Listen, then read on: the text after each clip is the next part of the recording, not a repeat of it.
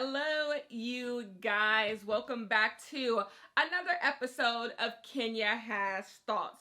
First thing on the docket, because the last time I spoke with you guys, I was talking about Joe Biden not being fit to be president of the United States. Here is the thing.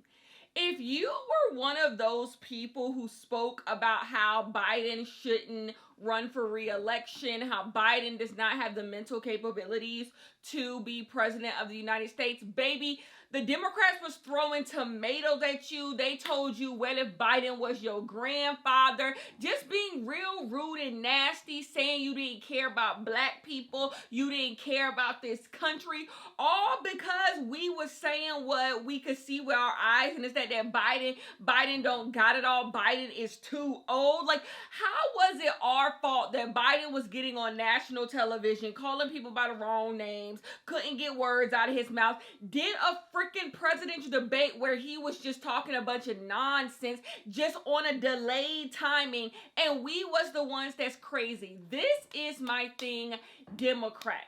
You can't sit here and say how much better you are than the cult of MAGA, the cult of Donald Trump, and then decide that you are just going to blindly follow whoever is in the Democratic position to be president. You're just going to blindly follow them into hell. That doesn't make any sense. You don't get to be both, because at one hand you're telling people, hey, you better vote lesser two evils, all of that, because Democrats are just fundamentally better than Republicans, especially MAGA Republicans. Okay, but then at the same time do exactly what they're doing with Donald Trump, which is just following him up on everything that he says. No one gets to question him. No one gets to say, hey, this don't make no damn sense. Hold up, y'all. I don't think this is right. I just didn't like it. I didn't like the vibes. Like, here is the thing. I'm going to give Biden my okay, you step to the side, which is something that you were supposed to do. But baby, this is so late. I know I sound like somebody who, no matter what you do, I'ma always have something to say, but that's just been me my whole life. Sorry, I love to complain. This is too late. We have 100 days to the election. We have less than 100 days to the election, and we're playing comeback kid. We're playing comeback kid. And if we would have just decided this 2 years ago, if we would have just decided this 2 years ago that Kamala was going to be the presidential nominee, we could have already been, the wheels could have already been turning. So here is the thing. I think being upset with people who are confused, people being like, I don't know, like, this is Democrats' fault. I don't like this idea of blaming regular people as to why, like, if Democrats might lose in November and all that. Like, it was bad politics. If Democrats lose in November, it is because Democrats have done bad politics. It is nobody else. It is nobody else. I don't like the regular person who goes to their 9-to-5 job, just doing what they gotta do, being blamed for why Democrats are losing elections. That's not how it works. That is not how it works. If you cannot beat Donald Trump post January 6th, Donald Trump, it is because you are doing bad politics. And the fact that Kamala was named the presidential nominee, which hasn't even been made official yet, but the fact that she is going to be named the presidential nominee less than 100 days to the election, that is no one to blame but Democrats. But here is the thing. Let's discuss Kamala, because Kamala is probably going to get the Democratic nomination. Here is the thing. Yes, I believe Kamala will make a better president than Donald Trump. And I'm here to say there is no room for standing in politics. There is no room for standing in politics. Once again, you cannot say that you are better than MAGA. You don't operate in cults. You don't operate and, just blindly following certain leaders and then be like, I stand politicians. You should not stand politicians. You should hold politicians to the fire. You should make them answer questions. You should make them have to do stuff. That is the biggest thing. Fuck sentiments. Get rid of sentiments and feelings and see what your politicians are doing. What are they doing? What have you done for me lately? You can have all the feelings in the world. But if you ain't getting work done, it's next man up. It is next man up. Stan culture has seeped into every single part of our government, has seeped into really every single part of our daily life. You have people standing billionaires, people standing companies, people standing politicians, people just why can't we be normal? Why can't we be normal with politicians? And if someone has a question or if someone has an opinion and maybe their opinion is uneducated, uninformed, why can't you explain to them why their opinion is uninformed? Because when November rolls around and if your fave loses, you're gonna be like, y'all shoulda, but look at the way you talk to these people. Look at how you talk to these people. And I know what you're saying, well, these people should just vote in their best interest. We have learned long ago that is not what people do. MAGA wouldn't exist if people voted in their best interest. MAGA is filled with a bunch of people on welfare and they're following up somebody who wants no type of government assistance for nobody. If people voted within their best interest, we wouldn't be where we are, would we? So when someone says things and you disagree with them or they're saying something about your fave politician, you know how nuts that sounds to have a fave politician? When they say something, like, you can just talk to them like they're normal human beings. You can't 1 minute say that they're useless, dumb, uneducated, poor, brokies, whatever, and then also be like, but come to the polls, Pokemon, go to the polls. Like, you can't do both. Like, be normal. We have to get out of this mindset of standing politicians, and there has to be a place where you can question the people who we put in these government positions, not just president, but all around. We see the issue with the Supreme Court when people go unchallenged, unquestioned, and get to do whatever they want.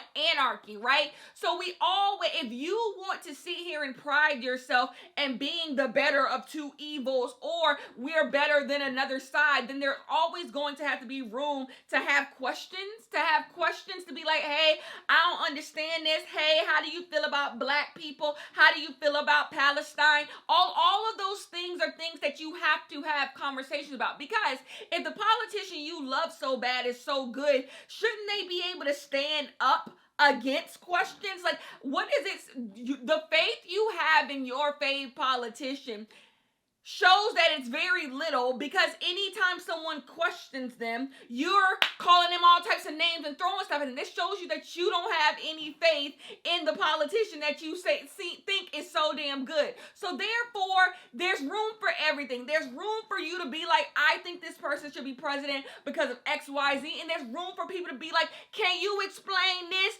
What's going on with this? How does this person feel about this? I didn't like that. Like, these two things don't have to exist on opposite spectrum. There needs to be a conversation, or we're gonna keep getting the same old. Anyways, let's move on to Tyler Perry. I wasn't going to speak on Tyler Perry. I know that Tyler Perry has a new movie with Megan Good and Tia Mowry's ex-husband. I know all of those things are true, but I wasn't going to speak on it because I am at the place where, like, Tyler Perry doesn't even, like, cross my radar. Like, I see Tyler Perry has a new movie out, and I go about my damn life. I am not click and play on nothing Tyler Perry's hands is in. I am so sorry. I love Kelly Rowland to death. That's his mother to you. But, like, Mea Culpa wasn't getting watched by me. I don't know what to say. So, like, I'm not watching none of the slop he's putting on BET. Like, I don't do it. I do not do it. So, I was not going to come and talk about Tyler Perry, because how many times can I beat a dead horse? There are people who watch Tyler Perry, and that's what they just gonna do. And then there's people who don't, and I think that's the people with the good sense that God gave them. So, it's just like, whatever. But Tyler Perry sent for me. Tyler Perry sent for me, and I gotta answer the call. I have to answer the call. So Tyler Perry's new movie with Megan Good, it came out, and baby, nobody likes this shit, because obviously there's no world in which I thought Tyler Perry was gonna put out a movie in 2024 and the critics was gonna love it and the audience was going to love it. Like, no, we are so beyond that, okay? We are so beyond that. So everybody hates the movie. Of course, it gets bad reviews. Well, Tyler Perry is asked about people saying that they don't like his movies and, like, they want better stuff from him. And Tyler Perry pisses me the hell off. He decides to evoke the language of Langston Hughes and a Zora Neale Hurston and say that the reason why people don't like his art is because we're uppity Negroes. Because we're uppity Negroes. And now you piss me off. Because number one, you don't know Kenya. I am someone who will always advocate for stories being told about the most downtrodden of Black people. I am someone who understands the words of Langston Hughes, the Negro artist in The Racial Mountain. I understand how important it is to tell the stories of all Black people, whether that be Black people who are slaves, whether that be Black people who are in prison, whether that be Black people who are upwardly mobile, whether that be Black people who are rich, who are middle class. We can get fantastical stories about Black people. We can get horror stories about Black people. All stories about Black people matter.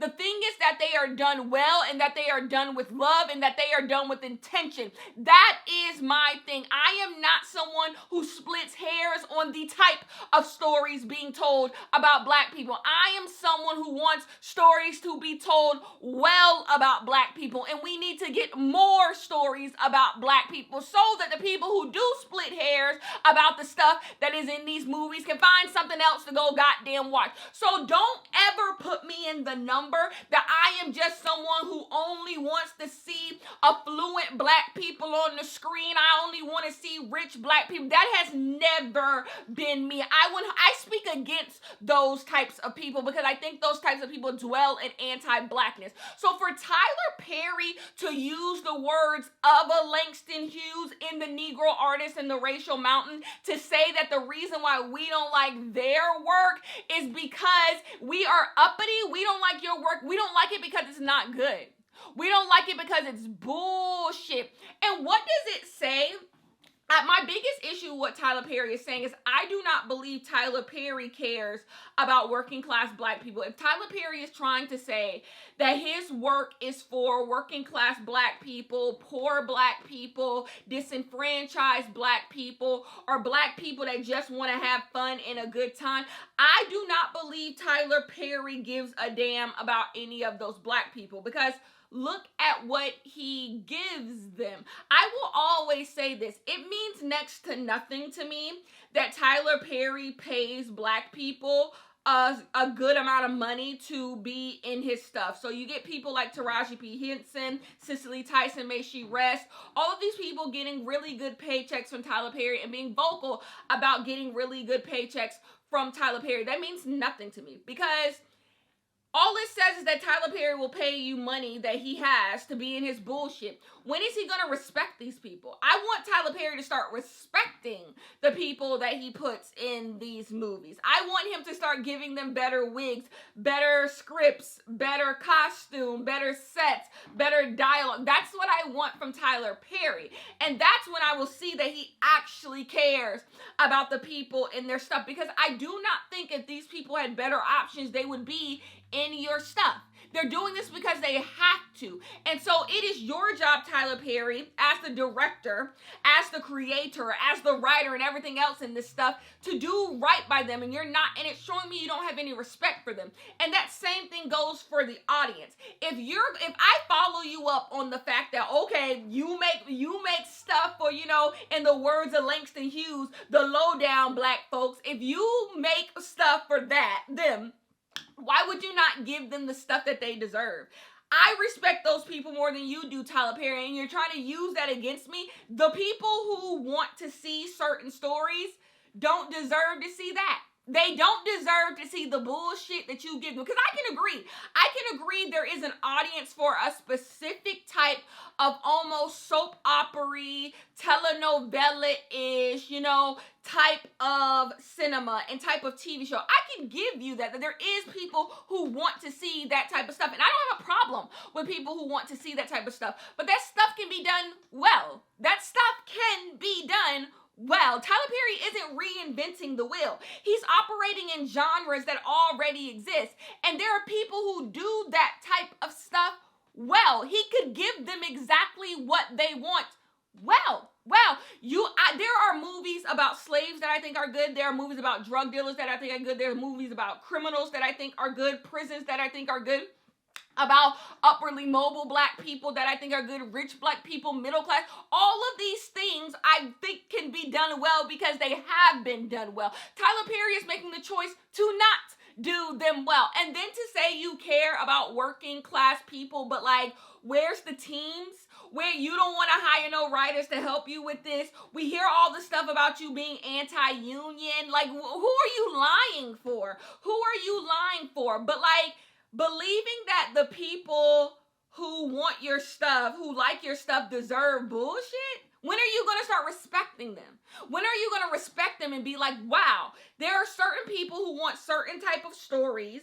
Let me give them the best of that. Because you can. Everything doesn't have to be for Kenya. I am okay with everything not being for me. And like I said, there's Tyler Perry stuff from the beginning of his that I enjoy. So like I always say, I can enjoy Tyler Perry stuff. I don't because it's not good. I don't because it's not good. I can enjoy anything done well. And then things don't even have to be like highbrow like he's trying to say. I can enjoy anything that has some heart, that has some intention, that has some vision. I am not just someone who sits up here and just be like, ooh, that ain't good. Ooh, this ain't Barry Jenkins. Ooh, I'm not that type of person. What I am is someone who believes that art can be done well and it can be done bad, and Tyler Perry is making bad art. And so to use the words of Langston Hughes or to evoke the emotion of Zora Neale Hurston, artists who 100% wanted to give voices to the voiceless, who wanted to show that being black is beautiful in all of its forms. The fact that black people have even survived this long is the real feat, and all stories matter. To use their words for your bullshit, Tyler Perry, don't piss me off. Tyler Perry, do not piss me off. I wasn't even gonna whack you. I wasn't even gonna whack you because I didn't care. Like, I do not care about Tyler Perry. But I did now. Anyways, let's move on to somebody else who can get whacked. Beyonce's so weird. Beyonce is so weird. Okay. So Beyonce did the Olympics Team USA introduction. I'm gonna start by saying, mama look good. She'll never get a 10 from me. She'll never give a 10 from me. So I'm gonna give her this 7.5. Mama looks good. Mama looks good. And yes, I watched it 20 times. Yes, I watched it 20 times. Yes, I thought she looked amazing. Yes, I loved hearing Yaya in the back. Yes, the intro when the girls go, hey, Beyonce, you're pretty swell. Yes, it was good. It was all good, okay? It was all goddamn good. But the fact that I'm sitting over here watching Crumbs for 20 times, I click play on that video 20 times, and they're Crumbs. I'm begging for Crumbs. Beyonce is so weird. Let's discuss. Let's discuss what we have gotten in the past 2 years from Beyonce. And I'm going to show y'all why she's weird. So Beyonce tells us that Renaissance is going to come out. And everything is looking great. It has been a long time since Beyonce hadn't surprise release an album. So Beyonce tells us we're getting an album. We're so excited. It's a new Beyonce era. We get Renaissance, which by the way, when you're watching this, we're a couple days past the 2-year anniversary of Renaissance. Renaissance is one of the best albums ever made. Anyways, we get Renaissance and we get Break My Soul. No music video. We get no view. That's when I was first of all like, ooh, Beyonce kind of weird. Beyonce kind of weird. We get no music video from Beyonce. Oh, okay. And so then we get these teasers. So even on the night Renaissance drops, she gives us this weird teaser where her in a hallway with diamonds down her hand. Nothing comes of that. Nothing comes of that. Oh, okay. And then we get a press release that is just I want y'all to enjoy the music. Visuals coming later. We 2 years past this. But okay. So that never happens. And then we get, which to me is her biggest crime. Her biggest crime was putting up that, I'm that girl teaser with the egg when she cracks the egg on her titty. That was her biggest crime because she didn't even have to do that. She didn't even have to do that. She did that to piss us off. She put up a whole teaser for nothing. She teased nothing. And so we get nothing. We get absolutely nothing until Beyonce announces the Renaissance tour. The Renaissance tour is the best tour I have ever been to, and I have been to many a Beyonce concert. I absolutely love the Renaissance tour, so I'm going to give for her tears on that one. The Renaissance tour was a good time. But during that Renaissance tour, she tells us that we are the visuals. I still don't know what that means. I still don't know what we are the visuals mean. But okay, that's what I knew. Like, oh, she's really weird. And so then we get the Renaissance movie, which, okay. Where is it now? When is Beyonce gonna put the Renaissance movie anywhere? I don't even think you have to put it on streaming. Can I buy it? Can you just send a DVD to my house? I will pay 20 something for the DVD. I used to play that I Am Yours DVD out, the Beyonce Experience out. I will play a DVD. I will put that DVD right in my PlayStation. Do not piss me off. But where is it? It's nowhere to be found. And once again, we still don't have music videos. So we move on. Oh, by the way, did we get a live album? Also, no, we didn't. Like, I'm giving y'all the paper trail. It's so funny. Beyonce haters try to find all types of reason to dislike her. I'm laying it out for you to show you why she weird. Okay, so then we don't even get a live album, which we got a live album with Homecoming. Like, Beyonce used to feed us. But you want to know something that's also not being talked about? We also got no televised performances from Beyonce in Renaissance either. Coming off of her last solo studio album with Lemonade, where she almost gave a live performance to every single song on the album, we got no televised performance. She didn't do a Grammy. She didn't do a VMA. There wasn't a Grammys honors. Nothing. Not a BET Awards. Nothing. She left us out to dry. And so now we in Cowboy Carter, and the most we have from her is what? Some Instagram stories, some sacred hair tutorials, and we have a Team USA announcement video. I don't even know what to do at this point, except listen to the music, which I guess is her point. She's weird. And the thing is, when that Team USA video dropped, I'm not even gonna lie, I was so moved. I was just like, oh my God, like, that's my mama right there. Like, and it's just like, she knows I'll put up with anything. And that's why she does this to me. It's weird. Beyonce's weird. It's getting weird. So now we are 2 studio albums in, and we still have no videos, no announcement, no interviews. Like, it gets worse, by the way, you guys. There's no videos, there's no interviews, but that's my mama, and she can do whatever she wants. Like, it's just all too much for me. The next thing I want to discuss is Alicia Keys. This is what I'll end it on. Y'all kind of need to leave Alicia Keys alone. How deep do I want to go into this? I'll say this much. I find it very interesting that women are the gatekeepers of marriage. Women are the people who have to make sure that everybody's marriage is on the up and up. And somehow the men in these marriages don't have to do anything. The men in these marriages don't have to be faithful to their wives. The men in these marriages get to divorce their wives, leave their wives, cheat on their wives, and they're never blamed for the dismantling of marriages. They're never blamed for breaking up homes. They're never blamed for just not being good partners. But the people who are blamed are either the wives in these marriages, why you couldn't keep your husband at home, all of this stuff.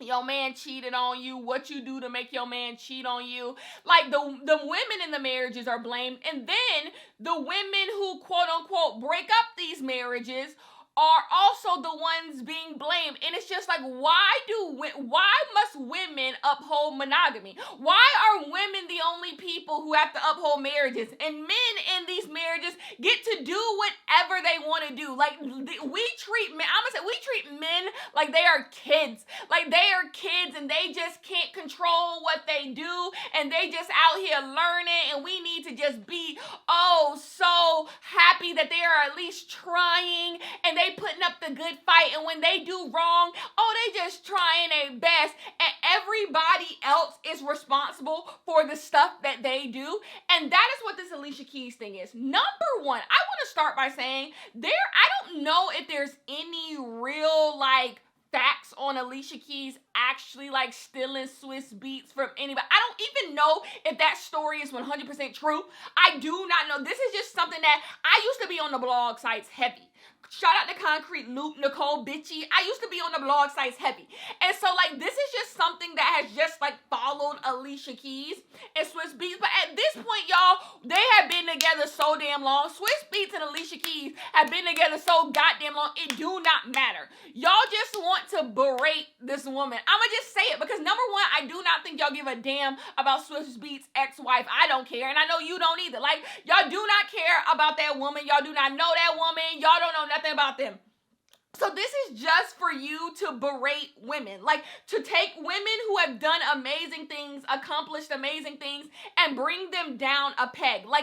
This is just patriarchy. This is just patriarchy. This is just wanting to humble women, but why? I don't get, Alicia Keys wasn't married to nobody. Alicia Keys was not married to her. I can almost see it a little bit if Alicia Keys cheated on her husband. If Alicia Keys cheated on her husband and went to go be with Swiss Beats. But Alicia Keys was not married to nobody. Alicia Keys wasn't married to, y'all are just doing this to be really, really mean and to be really, really weird. And this is some more of this, you need to be a perfect woman or you don't deserve nothing. By the way, all of this stuff came up because Alicia Keys made a joke a piano hate to see me coming. Something we all make jokes about. Ooh, a bookstore hate to see Kenya coming.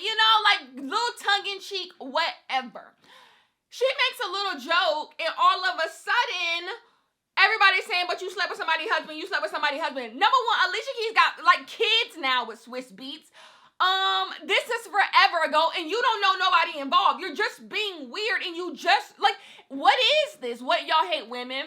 Y'all hate women. That's all this is. This is no different. Funny enough, I brought up Tia Mowry.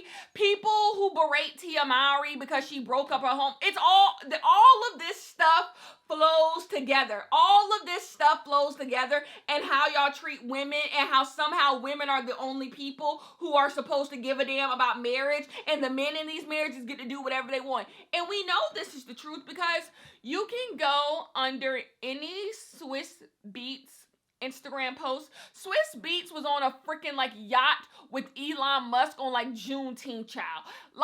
And nobody says anything to him. Nobody tells Swiss Beats he should have kept his marriage together. Nobody tells Swiss Beats he should have stayed at home.